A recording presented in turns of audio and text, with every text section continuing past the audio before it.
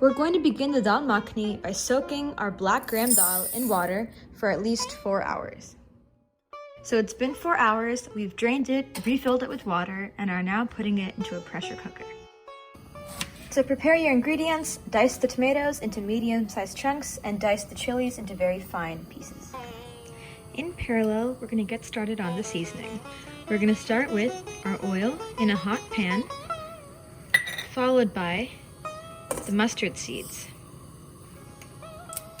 It's starting to sputter, so we're going to add the turmeric, the black pepper,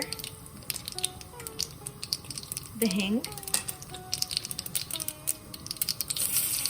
the green chilies, and lastly, the tomato.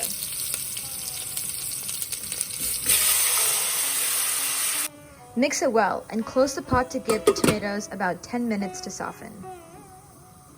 The tomato has now softened and the dal has been cooked, so now we're going to add the dal to the pot.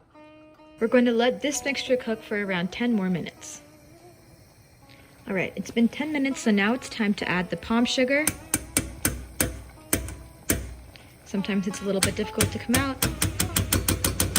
Oh my god.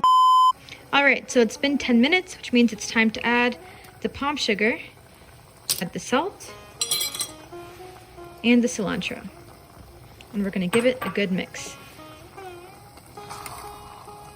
After it's been brought to a boil one more time, we're going to top it off with our butter, mix it in, and then it'll be ready to serve once the butter melts. The butter is now mostly mixed in, which means it's time to serve your healthy dal makhani. Enjoy!